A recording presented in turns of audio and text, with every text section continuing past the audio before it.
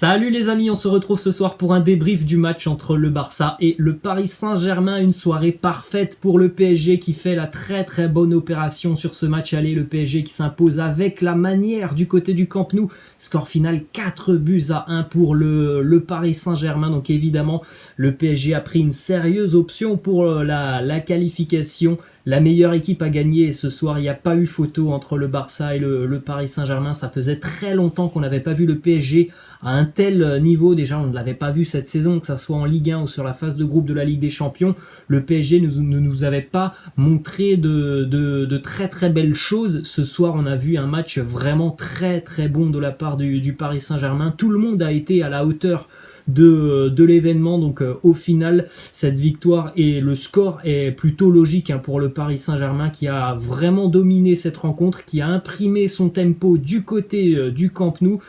Toutes les équipes ne sont pas capables de faire ce genre de prestation du côté du Camp Nou, donc faut vraiment saluer la prestation parisienne qui ce soir a été exceptionnelle. Les buteurs de ce match, un triplé pour Kylian Mbappé, ça fait hyper plaisir pour Kylian Mbappé de le voir à ce niveau après toutes les critiques qu'il a subies depuis le début d'année et même sur la fin d'année dernière au Final 8, notamment les critiques de certains journalistes, les critiques des personnes qui n'y connaissent tout simplement rien au foot sur Twitter, parce que quand on dit que Kylian Mbappé c'est simplement un sprinter, c'est franchement ne rien y connaître au foot. Bref, ce soir il a répondu présent sur le terrain, ça fait hyper plaisir pour lui. Un but aussi pour Moïse Kean qui a été récompensé de son très gros match du côté du Barça. C'est Lionel Messi qui a marqué sur penalty, très bonne opération, on l'a dit pour le Paris Saint-Germain avec ses 4 buts marqués à l'extérieur. Il faudra que le Barça réalise un miracle du côté du Parc des Princes pour espérer se qualifier. Il faudra marquer 4 fois pour le Barça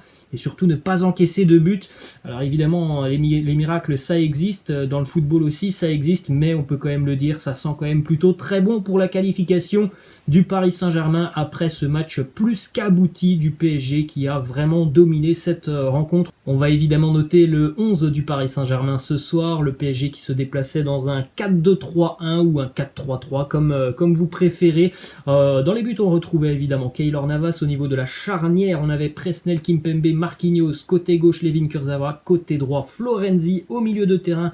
Donc en pointe basse, on avait Idrissa Gueye et Leandro Paredes au poste de numéro 10. Marco Verratti et puis le trio d'attaquants, Mauro Icardi numéro 9, côté gauche Kylian Mbappé, côté droit Moïse Kean. On démarre avec le gardien Keylor Navas qui n'a pas eu grand chose à faire pendant ce match. Un arrêt important quand même lorsqu'il y avait 0-0 face à Antoine Griezmann. Il est resté sur ses appuis, ça a été déterminant puisqu'il a pu réaliser l'arrêt face à Griezmann. Il nous a fait quand même une belle frayeur en seconde mi-temps pour tous les supporters parisiens. Je pense que voilà, ils ont eu quelques sueurs froides lorsqu'ils ont vu Keylor Navas tenter un geste un peu fou devant Antoine Griezmann, cette relance qui passe donc à un petit mètre de son but lorsque Antoine Griezmann vient le contrer. Bon, au-delà de ça, on sait que c'est quand même quelqu'un d'assez régulier, donc on ne va pas lui en tenir rigueur du tout au gardien costaricien. Il fait quand même un match solide, la note de 6,5 pour moi pour Keylor Navas. Ensuite, au niveau de la charnière centrale, on a dit Marquinhos et Presnel Kimpembe, match très solide des deux joueurs. Ils ont la note de 7 pour moi parce que tout simplement le Barça ce soir a été dans l'incapacité totale de pénétrer plein axe du côté de Paris. Donc la soirée de la charnière du Paris Saint-Germain ce soir, elle a quand même été plutôt tranquille, mis à part sur des phases à arrêter, des coups francs, des centres, même s'il n'y en a pas eu énormément. Sinon, voilà, le Barça n'a pas réussi à pénétrer plein axe, donc c'était plutôt tranquille pour Presnel Kimpembe et Marquinhos. D'ailleurs, on a vu Marquinhos être très bon aussi dans les relances. Il était très propre pour distribuer un peu sur les côtés. Du côté de Paris d'ailleurs, au niveau des latéraux, côté gauche Layvin Kurzawa qui est fautif sur le penalty de Messi, mais bon, c'est quand même un geste assez malheureux puisqu'il suit le ballon du regard et malheureusement il fait trébucher Frenkie de Jong.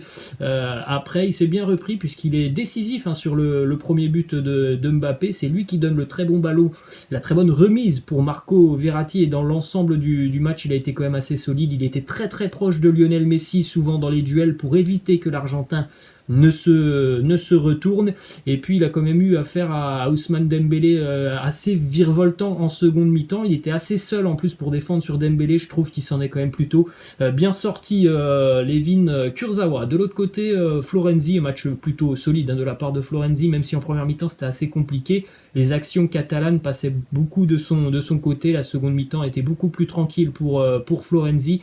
Il est décisif lui aussi sur le deuxième but du Paris Saint-Germain avec son appel dans le dos de la défense catalane, et puis après donc son ballon en retrait qui va être contré par Piqué si je me trompe pas, et qui va revenir dans les pieds de Kylian Mbappé. Donc vraiment un bon match, et on l'a vu aussi sur quelques centres, il peut être hyper important, le joueur italien. Au niveau du milieu de terrain, Idrissa Gueye qui a joué que 45 minutes. Alors j'ai pas trop suivi pourquoi il était sorti à la mi-temps, parce qu'il avait déjà un carton jaune et qu'il avait aussi il avait fait 2 grosses fautes juste avant la mi-temps. On n'était pas très loin du rouge pour Idrissa Gueye, donc je suppose que c'est préventif du côté du Paris Saint-Germain, la sortie d'Idrissa Gueye. En tout cas sur la première mi-temps, il a été quand même plutôt bon.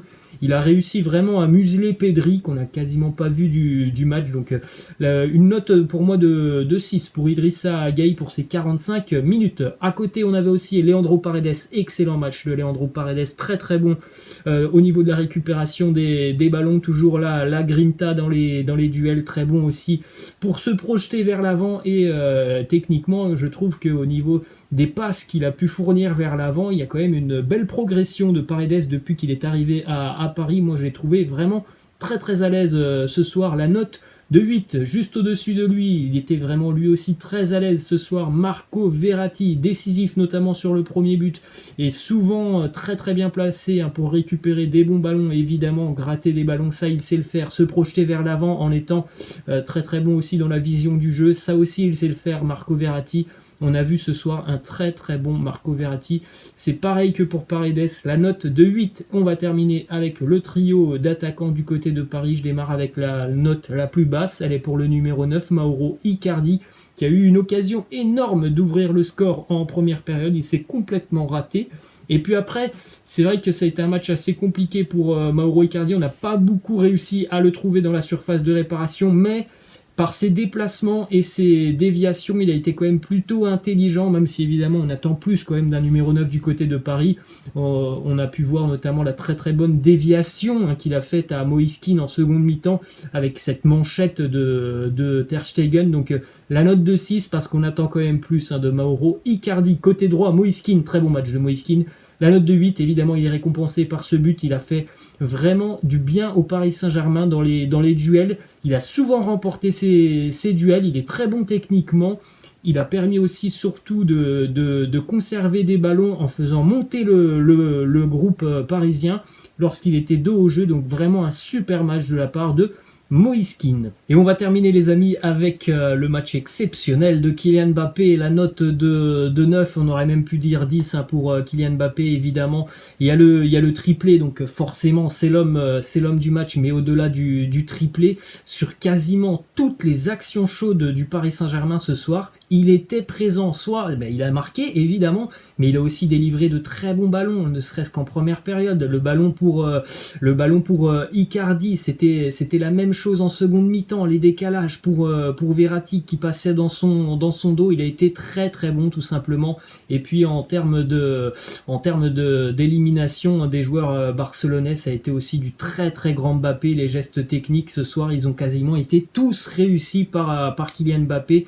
C'était un super match de la part de l'attaquant français. Bref, une très belle prestation du Paris Saint-Germain, une victoire plus que logique et très convaincante de la part du PSG. Voilà les amis, la fin de ce petit débrief. J'espère que ça vous a plu. N'hésitez pas à lâcher un petit like. Je vous souhaite une bonne soirée, une bonne nuit, et je vous dis à demain pour l'After Zap Image. Ciao les amis.